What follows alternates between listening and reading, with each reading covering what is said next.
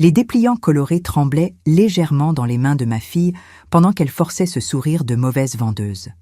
Je suis Marguerite Delvaux, 68 ans, architecte à la retraite et veuve, mais mon esprit reste affûté comme un scalpel. Elle pense qu'elle me manipule, elle ne sait pas qu'elle vient de réveiller une géante endormie. Nous étions dans le salon de la maison que j'ai moi-même dessiné, brique par brique, il y a 35 ans à Lyon. Le soleil de l'après-midi entrait par les grandes fenêtres, illuminant la poussière qui dansait dans l'air et le visage anxieux de Céline, ma fille unique, la petite que j'ai bercée, que j'ai éduquée avec tous les sacrifices du monde après que son père, mon cher Pierre, soit parti trop tôt. Maintenant, elle se tenait là debout sur mon tapis persan, essayant de me vendre l'idée de ma propre mise au rebut, comme si c'était un forfait vacances. « Maman, regarde comme c'est merveilleux », disait-elle en pointant la photo de 2 personnes âgées souriantes jouant au domino dans un jardin générique. La résidence L'Automne Doré. Le nom est joli, non? La directrice est adorable, très attentionnée. Ils ont une infirmerie 24 heures sur 24, une diététicienne et regarde, des cours d'aquagym et de peinture. Tu as toujours aimé l'art, tu te souviens? Je l'ai regardé, vraiment regardé. Céline avait 40 ans, vêtue de ce tailleur cher qu'elle avait acheté avec l'argent que je lui avais prêté et qu'elle n'avait jamais rendu. Ses yeux ne rencontraient pas les miens. Ils parcouraient les murs du salon, évaluant les tableaux, calculant mentalement combien vaudrait le lustre en cristal, imaginant peut-être comment ce salon serait sans la vieille qui gâchait la décoration moderne qu'elle voulait tant imposer. « Tu vas adorer, maman », insistait-elle, la voix montant d'une octave, trahissant sa nervosité. « Il y a des gens de ton âge, tu te plains toujours de te sentir seule dans cette grande maison. C'est dangereux, tu sais. Et si tu tombais? Et si tu oubliais le gaz allumé? Je suis là-bas dans mon appartement de l'autre côté de la ville avec le cœur serré. Je ne peux même pas travailler correctement, tellement je m'inquiète. » J'ai soupiré, sentant le poids de ces mots. Inquiétude. Quel joli mot pour déguiser l'avidité et la commodité. Je n'étais pas gaga. Ma santé, hormis une petite douleur au genou quand il pleuvait, était de fer. Je conduisais ma propre voiture, je faisais mes courses, je m'occupais de mes plantes et je donnais encore des consultations informelles à d'anciens collègues de profession. Mais pour Céline, j'étais devenu un fardeau, ou plutôt un obstacle entre elle et le patrimoine que son père avait laissé. J'ai pris le dépliant de sa main. Le papier était épais, brillant. Luxe et confort pour l'âge d'or, disait le slogan. Le prix de la mensualité, qui n'était pas imprimé là, devait être exorbitant. Mais bien sûr, Céline ne s'inquiétait pas du coût. Elle savait que ma retraite et le loyer des 2 appartements commerciaux que je possédais couvriraient la dépense, avec du reste. Ce qui resterait, elle l'administrerait. C'était le plan, n'est-ce pas, Céline? Mais pendant que je regardais la photo de cette dame souriante jouant au domino, quelque chose s'est déclenché en moi. Si je disais non, que se passerait-il? Céline ferait un scandale.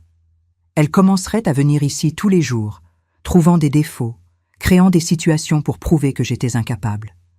Elle pourrait même tenter une mise sous tutelle judiciaire, alléguant que je suis sénile. Très bien, Céline. Le silence qui a suivi était assourdissant. Elle a cligné plusieurs fois des yeux, comme si elle n'avait pas compris le français clair que j'utilisais. « Comment » a-t-elle balbutié. J'ai dit « très bien », ai-je répété, gardant mon visage serein. Tu as raison. Cette maison est trop grande. Peut-être qu'il est temps pour moi de me reposer. L'expression sur le visage de ma fille était un mélange comique de choc et de triomphe. Sérieusement, maman, tu vas vraiment y aller sans te battre? Pourquoi me battrais-je avec quelqu'un qui ne veut que mon bien? Ai-je demandé avec une douceur qui contenait une goutte mortelle de poison. Si tu dis que c'est un bon endroit, je te crois. Tu es ma fille. Tu ne ferais jamais quelque chose pour me nuire, n'est-ce pas? Je suis allée dans ma chambre et j'ai fermé la porte. Le son du verrou tournant fut le premier acte de ma nouvelle vie. Je suis allée jusqu'à l'armoire, mais pas pour prendre des vêtements. J'ai écarté les cintres avec mes manteaux d'hiver et j'ai ouvert le fond secret que j'avais moi-même conçu il y a des années. Là se trouvait mon petit coffre.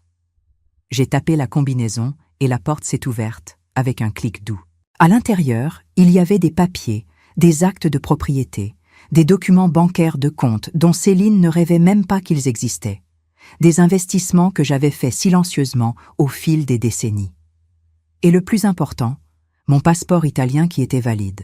J'ai tout pris et je l'ai mis dans une mallette en cuir discrète. Puis j'ai ouvert ma valise de voyage ancienne, celle en cuir résistant qui m'avait accompagnée dans des voyages en Europe quand j'étais jeune et pleine de rêves. J'ai commencé à y mettre mes vêtements, mes chemises en soie, mes pantalons en lin bien coupés, mes foulards colorés, mon ordinateur portable, ma tablette et mon carnet de croquis. Je me suis regardée dans le miroir de la coiffeuse. Mes cheveux blancs étaient coupés en carrés élégants. Les rides sur mon visage racontaient des histoires de rires et de soucis, mais mes yeux châtains brillaient d'une détermination que je n'avais pas ressentie depuis des années. « Tu n'es pas une petite vieille sans défense, Marguerite », ai-je chuchoté à mon reflet. « Tu es une stratège en terrain ennemi. » J'ai fermé la valise et je suis sortie. Céline m'a aidée à descendre les 3 marches de la véranda. J'ai regardé mon jardin, les azalées qui commençaient à fleurir. « Au revoir, maison », ai-je murmuré.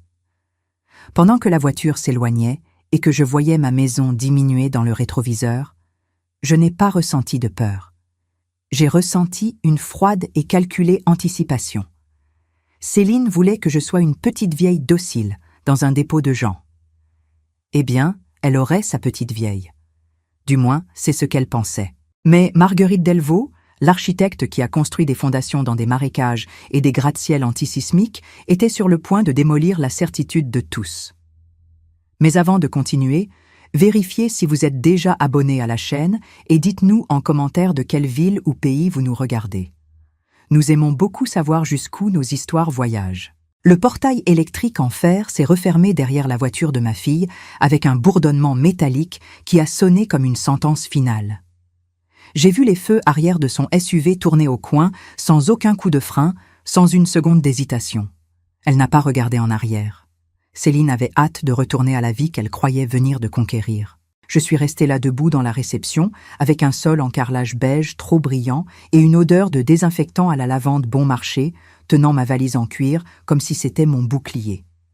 La directrice, une femme appelée Madame Rousseau, avec un sourire aussi rigide que ses cheveux laqués, est venue vers moi en claquant des talons. « Madame Delvaux, soyez la bienvenue », a-t-elle dit en parlant fort et lentement, comme si j'étais sourde ou avais la compréhension d'un enfant de 5 ans. « Nous allons vous conduire à votre chambre. Elle est magnifique, vous allez adorer.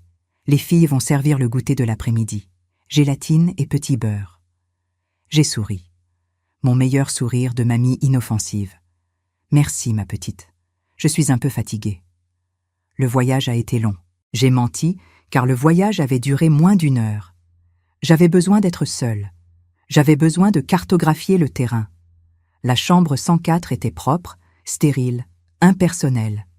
Elle avait un lit simple étroit, une armoire encastrée en aggloméré et un fauteuil qui semblait avoir été acheté dans une liquidation d'hôpital. La fameuse vue sur le jardin était en réalité une fenêtre donnant sur un patio en ciment avec 3 ou 4 pots de plantes luttant pour survivre. Pour une architecte qui avait passé sa vie à valoriser la lumière naturelle et l'intégration avec la nature, c'était une insulte esthétique. Mais pour ma stratégie, c'était parfait. C'était une cellule, oui, mais c'était une cellule où personne ne me surveillerait vraiment, parce que personne ne surveille ceux qu'ils considèrent comme insignifiants. Dès que l'infirmière est sortie, en fermant la porte avec un « si vous avez besoin de quoi que ce soit », appuyez sur le bouton rouge. Ma posture a changé. La dame courbée a disparu. J'ai jeté la valise sur le lit et je l'ai ouverte. Je n'ai pas sorti les vêtements en premier. J'ai sorti mon ordinateur portable ultra fin et le modem portable Internet haut débit que je gardais pour mes voyages de consultation. Céline avait annulé l'Internet de ma maison ce matin. Je le savais, mais elle avait oublié que le monde ne dépendait pas de son Wi-Fi à elle. J'ai connecté l'équipement. La lumière bleue a clignoté de manière stable. J'étais en ligne. Le monde extérieur pensait que j'étais rangée sur une étagère, mais j'étais plus connectée que jamais. La première chose que j'ai faite a été d'ouvrir le système de surveillance de ma maison.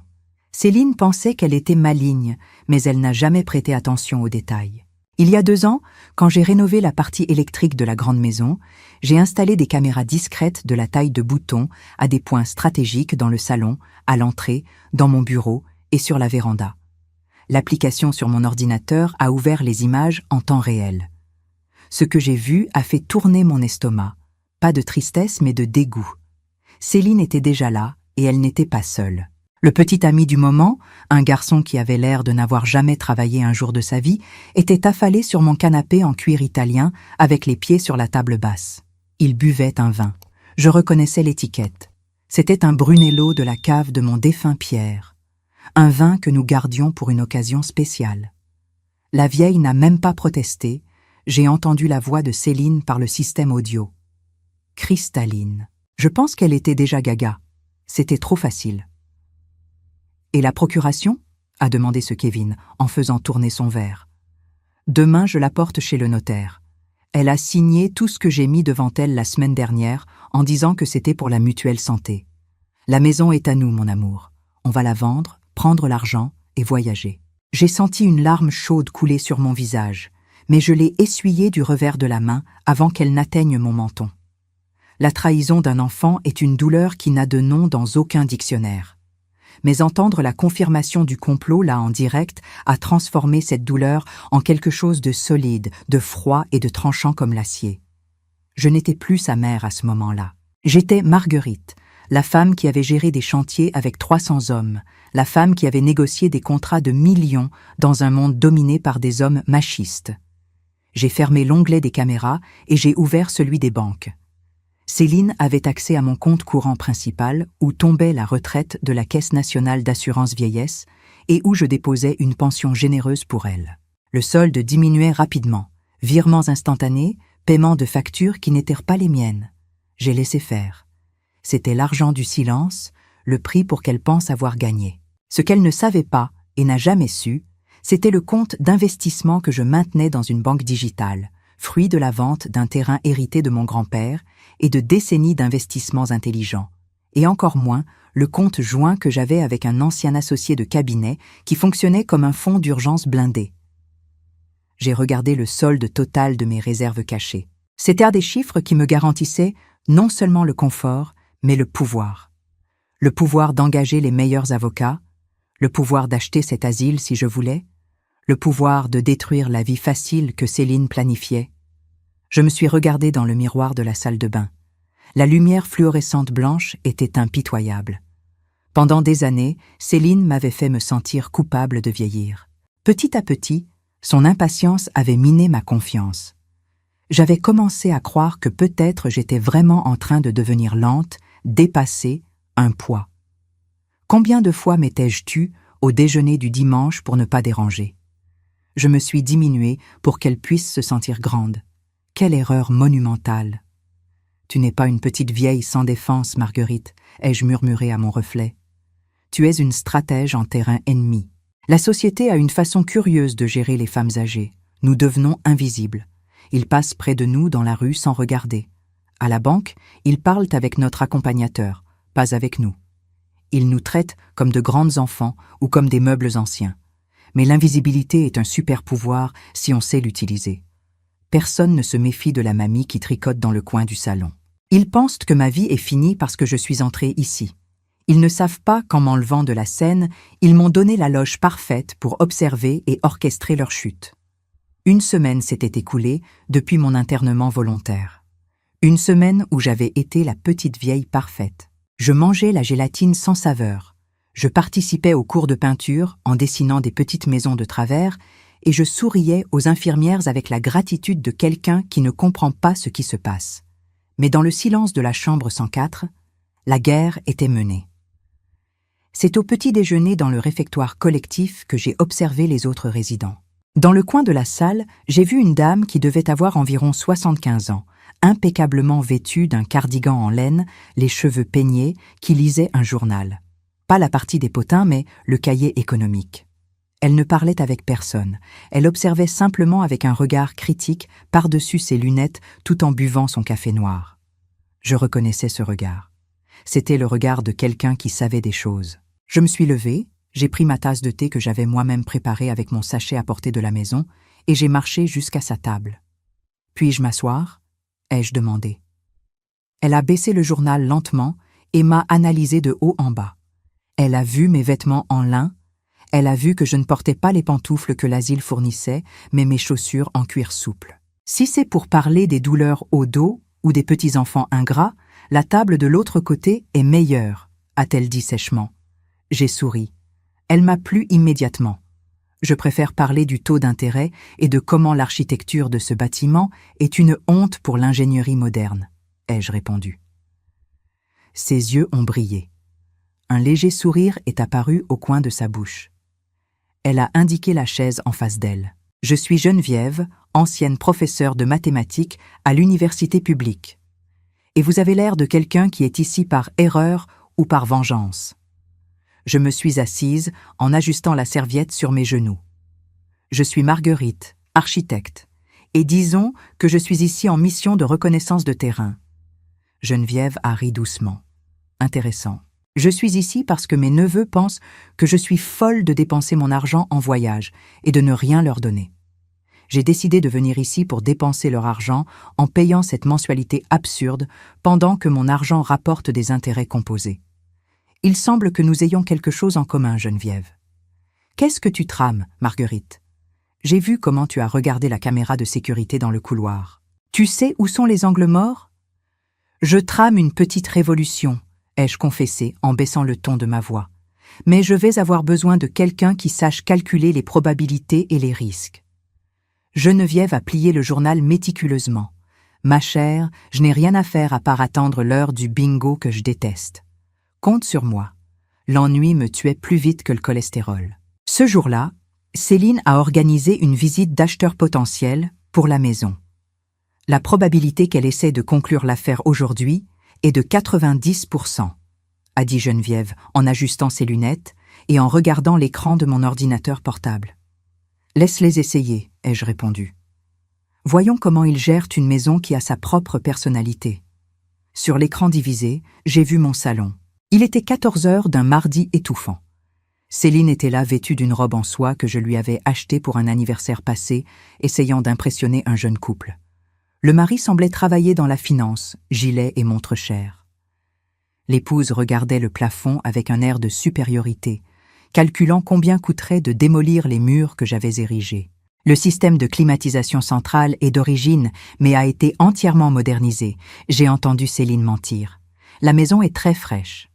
J'ai souri à Geneviève. L'heure du spectacle. J'ai accédé à l'application de domotique résidentielle. J'avais moi-même conçu le système électrique de la maison il y a 3 ans. Céline pensait que c'était juste un thermostat numérique au mur, mais c'était le cerveau de la maison. Avec 3 clics, j'ai désactivé le refroidissement et j'ai allumé le chauffage au maximum, verrouillant le panneau de contrôle manuel pour que cela ressemble à une erreur du système. Sur l'écran, la réaction a été immédiate. L'homme au gilet a commencé à tirer sur son col. La femme s'éventait avec le dépliant de la propriété. Céline, visiblement en sueur, courait jusqu'au thermostat en appuyant sur les boutons avec force, le sourire de vendeuse commençant à fondre avec le maquillage. « Ce doit être un ajustement temporaire, a-t-elle dit, la voix défaillante. Je vais ouvrir les fenêtres. »« Ah non, tu ne vas pas, ma chérie, ai-je murmuré. J'ai activé les persiennes automatiques de sécurité. Elles sont descendues avec un fracas métallique, bloquant la lumière du soleil et transformant le salon en serre sombre et étouffante. Le couple s'est regardé, effrayé. « Partons, mon amour, » a dit la femme de l'acheteur en prenant son sac de marque. « Cet endroit a une mauvaise énergie et c'est un four ici. »« Attendez, ce n'est qu'un détail technique, » Céline a supplié, mais le couple marchait déjà vers la porte d'entrée et c'est là que j'ai donné le coup de grâce de l'après-midi. J'ai activé le système d'irrigation du jardin intérieur, celui qui se trouvait dans le hall d'entrée sous la verrière. Les arroseurs programmés pour une brume douce ont été réglés sur jet maximum. L'eau a jailli, mouillant le costume de l'acheteur et la coiffure de l'épouse. J'ai ri. C'était un rire propre qui venait du fond de l'âme. « Échec, » a dit Geneviève. « Ce n'était pas mat, mais tu as retiré un cavalier et une tour de son échiquier. Dans les jours suivants, j'ai maintenu la pression, mais de manière chirurgicale. Je n'ai pas bloqué la carte de crédit que j'avais laissée avec elle. Cela soulèverait des soupçons trop rapidement. Au lieu de cela, j'ai utilisé l'application de la banque pour modifier les limites de transaction de manière aléatoire. Un après-midi, elle a essayé de payer un déjeuner cher dans un restaurant français. La carte est passée. 2 heures plus tard, elle a essayé d'acheter une paire de chaussures italiennes. Transaction non autorisée. Kevin, le petit ami, n'a pas tenu 2 semaines de carte bloquée et de manque de vin cher. Il est parti en emportant la console de jeux vidéo. C'est vendredi, 10 jours après mon arrivée, que la première grande confrontation s'est produite. Céline est venue me rendre visite. Elle était abattue, les cheveux attachés en chignon mal fait et les cernes visibles même sous le maquillage. J'étais assise dans le jardin, le véritable, car j'avais découvert une porte latérale qui donnait sur une pelouse oubliée à l'arrière. « Maman !» s'est exclamée Céline en venant vers moi, les talons s'enfonçant dans l'herbe. « Pourquoi tu n'es pas dans ta chambre ?»« Je prends le soleil, Céline. »« La vitamine D est importante pour les vieux os, » ai-je répondu sans me lever. Elle s'est arrêtée devant moi, essoufflée, à regarder mes vêtements, ma posture droite. Quelque chose dans son regard a vacillé. Elle a ouvert son sac et a sorti un dossier bleu. Je connaissais ce dossier. « Maman, j'ai besoin que tu signes quelques papiers. Des autorisations du condominium de la maison. » Elle a tendu un stylo et une liasse de papier. Sa main tremblait légèrement. J'ai pris les papiers. Celui du dessus était effectivement une autorisation sans importance de la banque.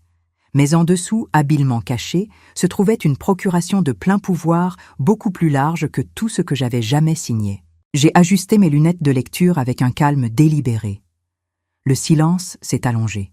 « Maman, signe juste. » Kevin m'attend dans la voiture. « Kevin ?» ai-je demandé en levant les yeux. « Ce garçon qui a mal au dos ?» Céline s'est figée. « Comment tu sais qu'il a mal au dos ?» J'ai souri. Un sourire énigmatique. « Les mères savent tout, ma chérie. Intuition. J'espère qu'il ne force pas trop sur la colonne vertébrale sur mon canapé du salon. Il est très moelleux. Il ne donne pas un bon soutien lombaire. » Les yeux de Céline se sont écarquillés. La couleur a fui de son visage. « Tu sais, Céline, je ne vais pas signer ça maintenant. »« Pourquoi pas ?» Elle a presque crié. « Maman, c'est urgent. » Curieux. Le texte dit « pouvoir pour aliéner les biens ». Depuis quand élaguer un arbre exige de vendre la maison? Céline est devenue blanche puis rouge. La rage a remplacé la peur. Elle s'est levée brusquement. « Tu es gaga, tu ne sais pas ce que tu lis. Je veux juste t'aider, bon sang. » J'ai déchiré la procuration en 2. Le son du papier se déchirant a été fort et définitif. J'ai déchiré encore et encore jusqu'à ce que ça devienne des confettis. J'ai jeté les morceaux dans l'herbe. Céline tremblait de haine. Elle a ouvert la bouche pour dire quelque chose de terrible, mais Geneviève est apparue, venant du bâtiment accompagnée de Monsieur Leblanc et 2 autres résidents. « Un problème ici, Marguerite ?» a demandé Geneviève en fixant Céline avec ce regard de professeur qui recale un élève paresseux. Céline a reculé comme si elle avait reçu une gifle.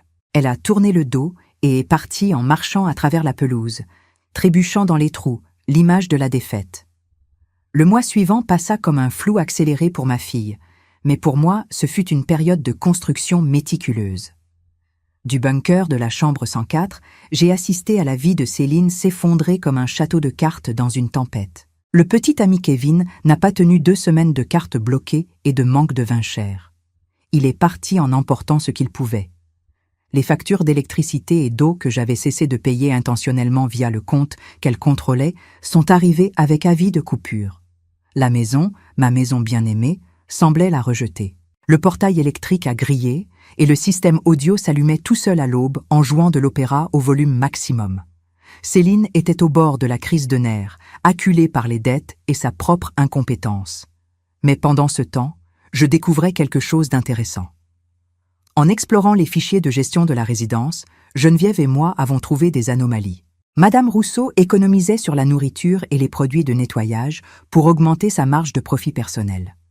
Un audit simple que nous avons fait a révélé des trous intéressants dans les comptes. La résidence avait une dette importante avec la banque, mal gérée et dissimulée. C'est là qu'une idée audacieuse m'est venue. J'ai contacté mon gérant de banque de longue date et j'ai organisé une réunion vidéo confidentielle. En une semaine, Tout était arrangé. J'ai acheté la dette de l'asile auprès de la banque. Techniquement, je suis devenu l'associé majoritaire de cet établissement. Le conseil d'administration composé de quelques investisseurs passifs, qui ne se souciaient que des dividendes, a accepté ma proposition avec soulagement. Madame Rousseau serait démise de ses fonctions pour mauvaise gestion. Geneviève est devenue directrice financière. Monsieur Leblanc, l'ancien ingénieur naval du Quarto Sensis, qui regardait autrefois un mur blanc, est devenu mon gérant de maintenance non officiel. Les réformes ont commencé. J'ai embauché un vrai chef pour la cuisine.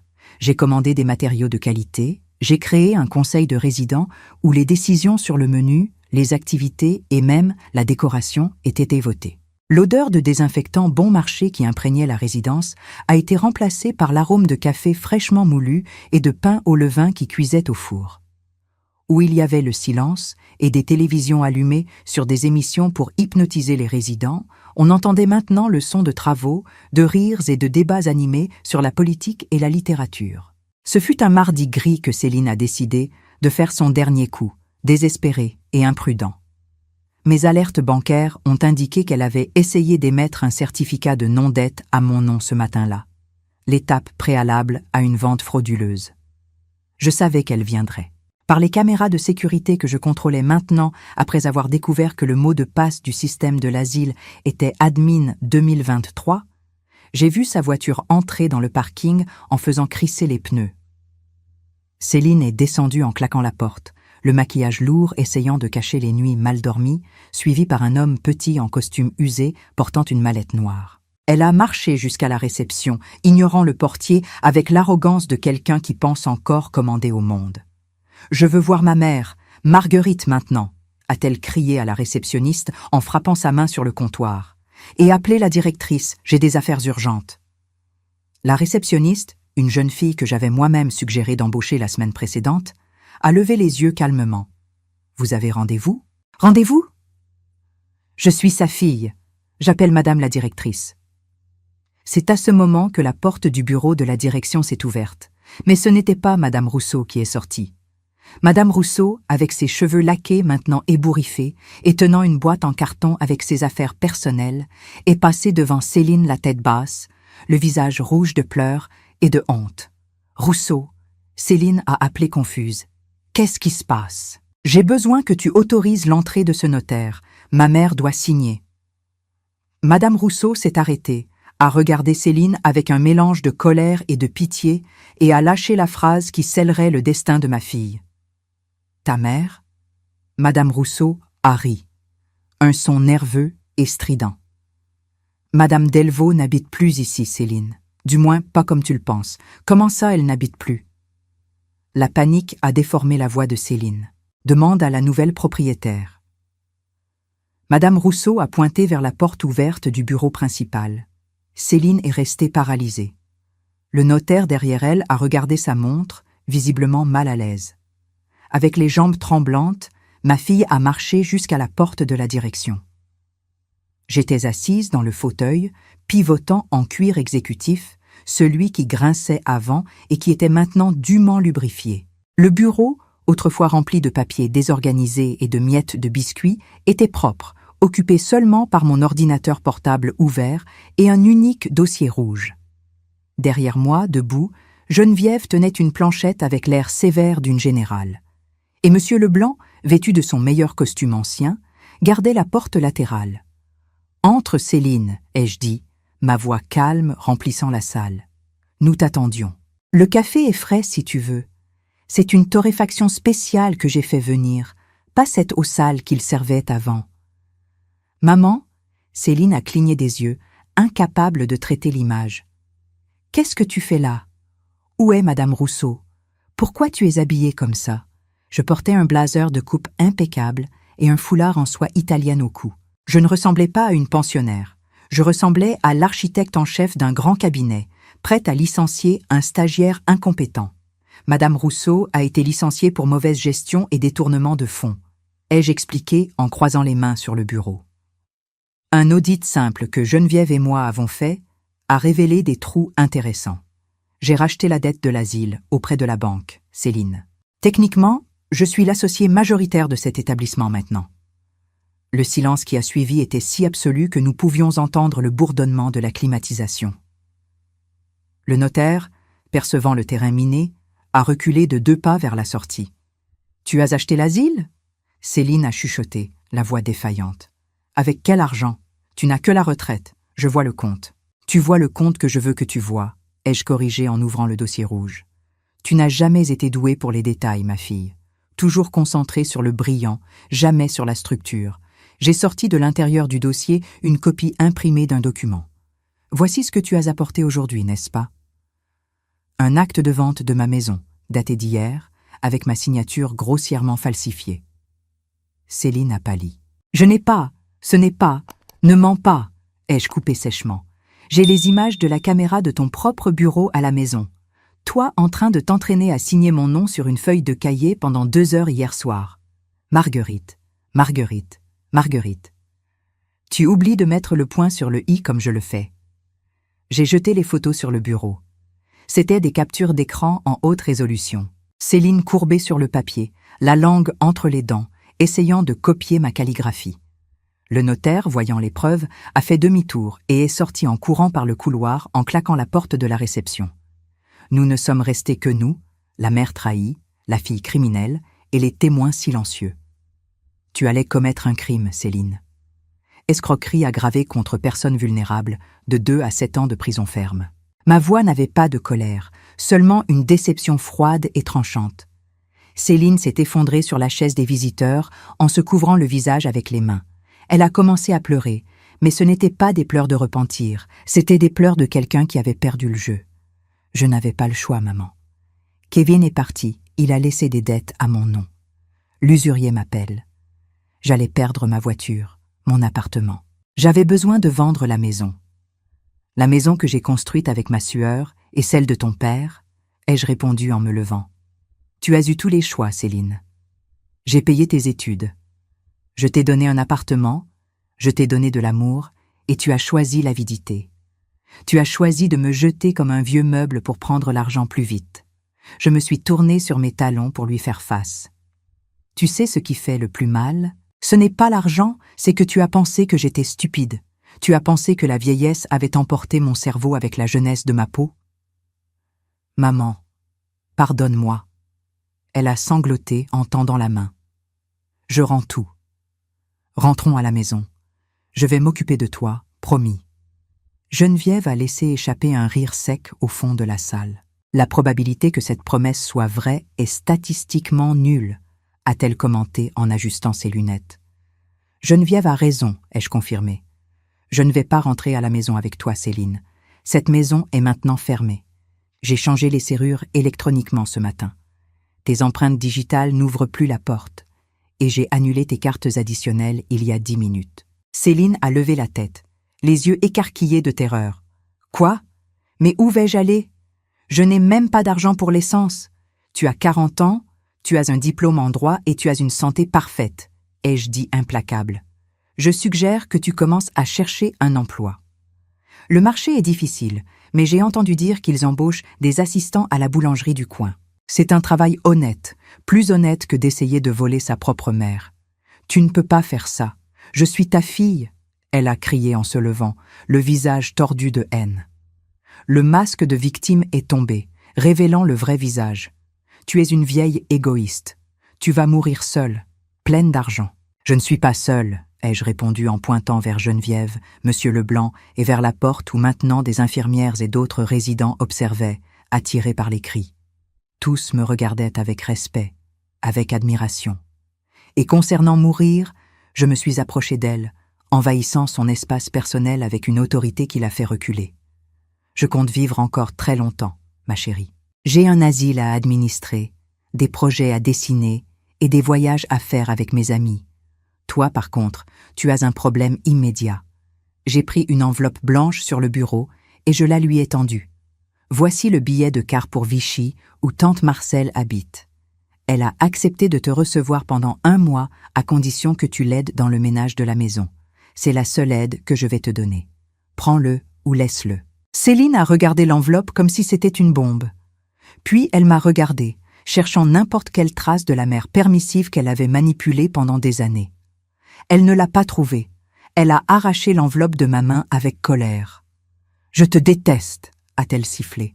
« Je sais », ai-je répondu tranquille. La haine est le sentiment des faibles quand ils perdent le pouvoir. L'amour exige le respect et tu ne m'as jamais respecté. Maintenant, sors de mon bureau. J'ai une réunion sur le nouveau menu de la cafétéria dans 5 minutes et la soupe de légumes Fadas est définitivement annulée. Céline est sortie en tapant du pied, mais ses épaules étaient tombées. Elle savait au fond qu'elle avait été vaincue, non par chance, mais par compétence.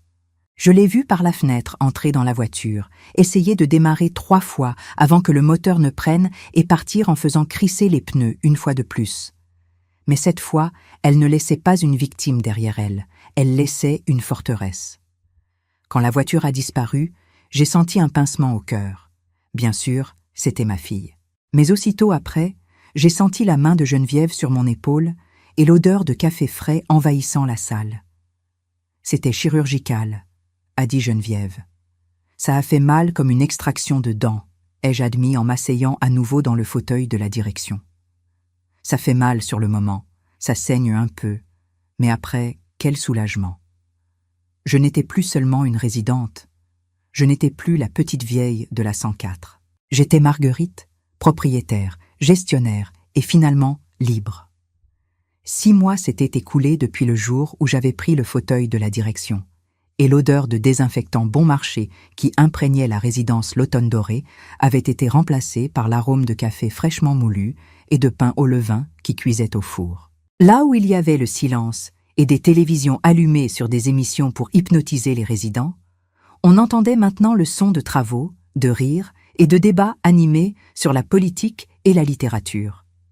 Je n'avais pas seulement rénové le bâtiment, j'avais rénové l'âme de cet endroit. J'avais démoli les murs hauts de devant, les échangeant contre des grilles en fer forgé qui permettaient de voir la rue et d'être vu par elle. Le message architectural était clair. Nous ne sommes pas des prisonniers cachés de la société. Nous en sommes une partie vivante. Aujourd'hui, pendant que je marchais dans le couloir principal, j'ai salué Monsieur Leblanc, qui supervisait l'installation du nouveau système de chauffage solaire. Lui qui avant regardait le mur blanc en attendant la mort, marchait maintenant avec une planchette sous le bras et un crayon derrière l'oreille, se sentant à nouveau utile. À 72 ans, il était mon gérant de maintenance non officiel. Madame Delvaux, le fournisseur de carrelage, a livré le mauvais lot pour la salle de bain de l'aile sud, m'a-t-il prévenu avec le sérieux d'un amiral en bataille. Mais j'ai déjà fait retourner. Nous n'acceptons rien en dessous du standard ici. Vous avez très bien fait, Leblanc, ai-je souri. La qualité est non négociable. Je suis entré dans mon bureau, l'ancienne salle de Madame Rousseau, maintenant agrandie avec un mur de verre tourné vers le jardin intérieur. Je me suis assise dans mon fauteuil et j'ai regardé la photo de mon défunt mari Pierre sur le bureau. « Tu adorerais cette pagaille, mon vieux », ai-je pensé. En parlant de Céline, j'ai ouvert le tiroir et j'ai sorti l'enveloppe beige qui était arrivée hier. C'était un rapport mensuel de tante Marcel. Céline habitait là-bas, dans une petite ville de l'intérieur à Vichy, où le signal du portable est mauvais et les ragots courent à pied. Selon Marcel, ma fille travaillait comme assistante dans une étude notariale locale. Une ironie du destin que j'avais pris soin d'arranger par un vieux contact. Elle passait la journée à tamponner des papiers et à authentifier des signatures véritables, gagnant un salaire minimum et apprenant à la dure la valeur de chaque centime. Il n'y avait pas de luxe, pas de Kevin, pas de vin Brunello, il y avait un quart bondé, une gamelle froide et la discipline stricte de tante Marcel qui n'admettait pas la paresse. Dans sa lettre, Marcel disait que Céline avait pleuré tous les jours la première semaine. S'était plainte la 2e, mais à la 3e avait commencé à se lever à l'heure. « Elle a demandé de vos nouvelles », écrivait Marcel avec sa calligraphie dessinée. « Elle a demandé si vous vous alimentiez bien. Je pense que c'est la première fois en 40 ans que son inquiétude n'était pas sur combien vous dépensiez, mais sur comment vous alliez. J'ai senti un serrement dans la poitrine, cette petite douleur fantôme de mère qui ne disparaît jamais totalement. Je ne la détestais pas. La haine exige une énergie que je préférais dépenser à choisir le revêtement de la nouvelle cafétéria. Je ressentais de la pitié pour le temps qu'elle avait perdu à être futile et l'espoir que, loin de l'ombre de mon argent, elle découvre finalement qui était vraiment Céline. Peut-être que dans 1 an ou 2, Nous pourrions prendre un café. Je paierai bien sûr, mais elle devrait prendre le car pour venir. Le plus impressionnant de ce voyage n'avait pas été seulement la récupération financière de l'endroit, mais le changement dans l'atmosphère humaine. Quand j'étais arrivée, j'avais vu des personnes âgées, infantilisées, traitées comme des mamies et des papis sans nom, sans histoire. C'étaient des paquets attendant la fin. Aujourd'hui, j'avais récupéré l'identité de chacun. Sur le badge des employés et sur les portes des chambres, il n'y avait pas seulement des noms, il y avait des titres. Monsieur Leblanc, ingénieur naval. Madame Dupont, professeur d'histoire. En leur redonnant le respect pour ce qu'ils avaient été, nous avions donné l'énergie pour être qui ils sont maintenant. Nous avions créé un conseil de résidents. Les décisions sur le menu, les activités et même la décoration étaient revotées. J'avais découvert que la démocratie est le meilleur remède pour la dépression gériatrique. Je me suis levée et je suis allée jusqu'à la fenêtre de verre. Dehors, dans le jardin que j'avais récupéré, j'ai vu un groupe d'étudiants en architecture de l'université locale. Ils venaient chaque semaine pour un projet d'échange que j'avais créé. Des jeunes de 20 ans conversant avec des ingénieurs et des artistes de 80 ans. L'échange d'expériences était vital, ils apportaient l'énergie et la technologie. Nous donnions la base, la structure et la patience. J'ai regardé vers le portail principal. Une voiture de luxe s'est arrêtée.